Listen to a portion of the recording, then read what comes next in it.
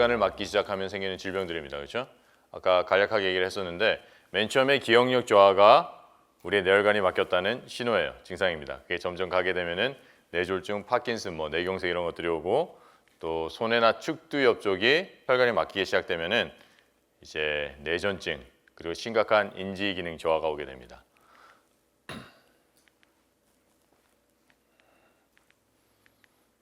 이거는 이제 동맥을 막은 석회 덩어리 사진이에요. 이거는 이제 CTA를 찍은 건데 조형물을 집어넣고 이렇게 석회가 있는데 이제 보통 저희가 병원에서 CTA를 하기도 하지만은 여기 초음파를 많이 해요. 초음파를 많이 해가지고 보면은 이게 그 플라크들이 막 있다가 이제 끝에 한 부분이 이게 달랑달랑하는 게 보입니다. 달랑달랑하는 게 보여요. 그러면 이제 저희 의사들은 병원에서는 그 아스피린이나 안 그러면은 그 왜 그 혈전 녹이는 약 있잖아요. 피를 묽게 하는 약, 그 약을 줍니다. 그래갖고 이게 좀 떨어져도 그렇게 크게 안 되도록 하지만 한 번씩 그걸 먹더라도 떨어지는 경우가 종종 있어요. 그러면 그게 그대로 타고 올라가서 혈관을 딱 막아버려요. 그럼 이제 뇌졸중, 그렇죠? 막히면 뇌경색, 터지면은 뇌졸중이에요. 뇌출혈, 피가 나서 둘 다 중풍입니다. 둘 다 중풍이에요. 이게 뇌 부분적인 역할입니다. 이 뇌는 정말 중요해요, 그렇죠? 이 뇌는 우리의 몸의 모든 장기를 관장을 합니다. 그래서 질병을 치료할 때 첫 번째 단계는 알무로부터 시작이 됩니다. 우리가 올바른 원리를 알무로부터 모든 질병의 치료는 시작이 돼야 돼요. 우리의 뇌는 상당히 파워풀합니다.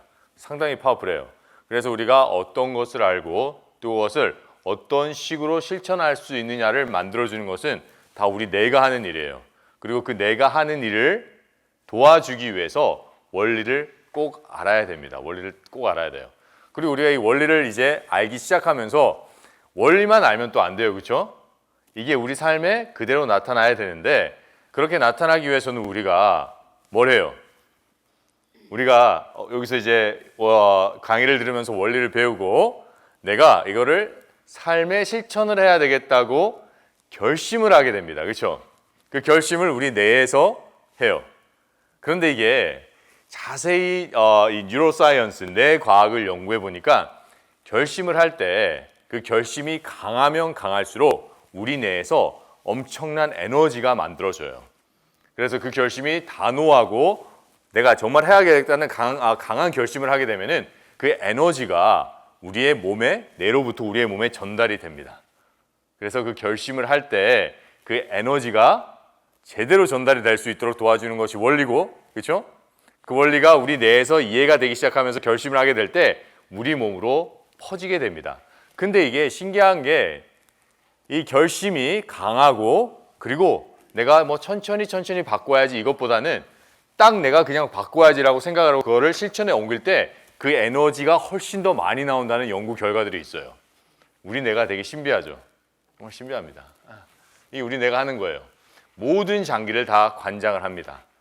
그렇기 때문에 뇌에 문제가 생기면은 우리 온몸에 문제가 생길 수밖에 없습니다. 그렇기 때문에 우리가 항상 뇌로 가는 혈관을 깨끗하게 해줘야 돼요. 깨끗하게. 뇌신경과 혈관 막힘. 우리의 신경, 그렇죠? 우리의 생각, 밀접한 관계가 있습니다.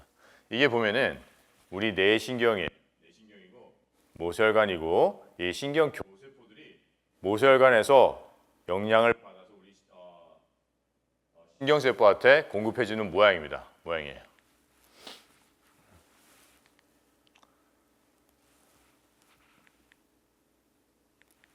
그래서 아까 그렇죠? 모세혈관에 피가 충분히 가야지 우리 세포들이 영향을 받을 수 있다.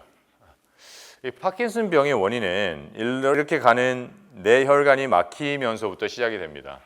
그래서 이 흑질이라는 곳에서 도파민을 만들어내야 되는데 도파민을 만들어내는 세포가 충분한 영양소와 산소를 공급받지 못할 때 도파민이 점점 안 만들어지게 되는데 이 도파민은 우리 몸에서 정말 여러 작용을 해요.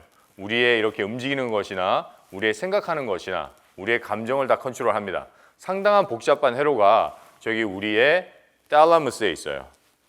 텔라무스에 있는데 그 텔라무스에 있는 회로와 우리 손에 있는 회로 간에 여러 가지 뭐라 그러죠? 커뮤니케이트 하는 게 하나 둘씩 셧다운 되게 됩니다.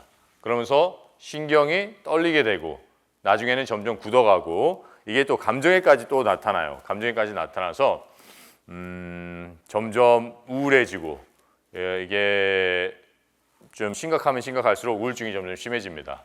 그래서 제가 한 6개월 전에 한 여성분을 만났어요. 여성분을 만났는데 이 여성분이 원래 교수님이셨어요. 교수님이어가지고 이제 활발한 활동을 하고 이제 교수에서 퇴직을 하시고도 이제 컨설팅을 하면서 여러 회사를 컨설팅을 하면서 활발한 활동을 하다가 이 파킨슨 병이 이제 나타나기 시작을 한 거예요. 그런데 이제 그분이 이제 서울대에서 이제 치료를 받기 시작하셨는데 약을 최대치를 먹고 있었습니다. 최대치를 먹고 있었고 여러 가지를 했는데 점점 안 나아지고 상태가 점점 악화되다 보니까 이분이 점점 우울해지는 거예요. 그렇죠? 파킨슨의 영향도 있지만은 그래서 이분이 결심을 했어요. 내가 1년간 동안 내 주위를 다 정리를 하고 내가 이제 삶을 내가 마감해야겠다라는 생각을 했어요. 그런데 이제 그분이 점점 우울해지는 걸 보고 옆에서 끌고 온 거예요. 마지막으로 여기 가서 한번 상담이나 한번 받아보자. 이제 상담을 하고 치료를 시작했습니다. 저희 센터에 오셨어요.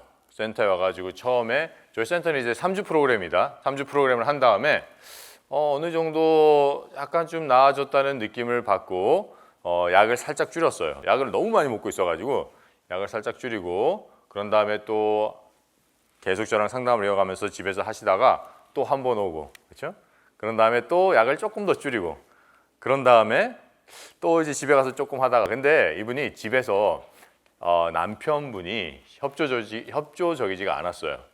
약간 이쪽에 뭐 그런 걸 하냐 약간 그거 아닌 것 같다. 병원 가서 약 먹으면 되지 뭘 그렇게 하려고 그러냐 그렇죠? 그렇게 하면서 집도 못 짜먹게 하고 집 짜먹으면 안 된다 그러고 그래서 잘 하지 못하셨어요. 자꾸 센터에 오고 싶어는 하는데 또 이제 센터에 올 형편도 또 안 되고 그러다 하다가 이제 한 3번째쯤에 오셨는데 이분이 계속 조금씩 좋아지는 게 보여요. 이제 3번째 오셔가지고 또 더 좋아지시고 이렇게 해가지고 근데 아직까지 집에서 막 그렇게 활발하게 하시지 못하다 보니까 어쩔 수 없이 그 회복 속도는 그렇게 빠르지가 않았습니다. 남편분이 계속 못하게 하다가 그러다가 이제 그분 남편분이 갑자기 응급실에 실려가게 됐어요. 갑자기 그 콜렌자이티스라고 우리 담간 쪽에 그 밑에 그 돌이 모이는 게 있어요. 우리 담낭에 돌이 모이는 게 아니고 그 밑으로 이제 다 돌이 모이면서 슬러지 같은 게 막 끼면서 염증이 생기는 거예요. 그래갖고 급성으로 이제 병원에 입원하셔가지고 병원에서도 그 저희가 이제 내시경 집어넣고 여기 뚫는 게 있는데 그것도 잘 안 되고 그래갖고 또 그거 부작용으로 사람이 더 나빠지고 그래가지고 ICU에 간 거예요. ICU 그 중환자실에 입원을 했습니다. 중환자실 입원했는데 열도 안 떨어지는 거예요. 열도 안 떨어지고 막 정말 이제 병원에서는 위험하다. 이렇게 되면은 폐혈증이 오게 되고 못 갈 수도 있다. 근데 막 폐혈증까지 오게 되고 그러다 보니까 이 남편분이 다행히 폐혈증에서 회복이 돼서 그렇게 됐는데 겁을 덜컥 먹은 거예요. 겁을 덜컥 먹고 내가 죽을 나이가 아닌데 그렇죠? 60대 초반인데 60대 중반쯤 되시겠다. 안 되겠다 해가지고 아내가 저렇게 열심히 하는데 한번 가봐야겠다 하고 두 분이 같이 오신 거예요. 근데 이분이 남편분은 당뇨도 있고 그렇죠? 그리고 담낭 그 결석도 많고 그래가지고 두 분이 하셨는데 남편분이 와가지고 3주 만에 그 인슐린 맞던 걸 다 끊었어요. 다 끊고 이제 가가지고 이제 효과를 보셨잖아요. 자기도 그렇게 인슐린까지 끊을 줄 몰랐는데 당이 다 진정이 되고 인슐린 끊고 담낭 여기도 더 이상 아프지 않고 그러니까 너무 신이 난 거예요. 그래갖고 이제 두 분이 가가지고 열심히 하게 계속 그렇죠? 집도 계속 짜먹고 식생활도 잘하고 하니까 이 여성분이 이제 거의 완치 단계입니다. 병원 가서 진찰을 받았는데 모든 게 다 정상이래요. 파킨슨이 한 6개월 만에.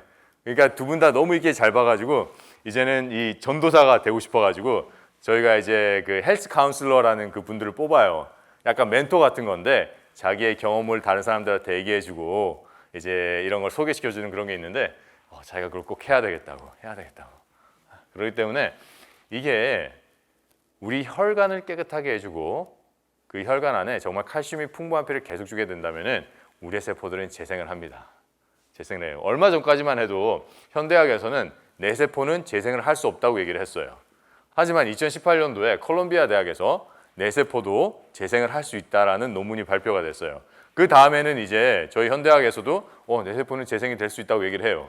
얘기를 합니다. 아직까지 거기에 뭐 약간 뭐 그렇게 꼭 뭐라 그럴까요? 거기에 동의하지 않는 의사분들도 있지만은 많은 의사분들이 뇌세포도 재생을 할 수 있다고 얘기를 해요. 그리고 뇌세포 충분히 재생합니다. 재생해요.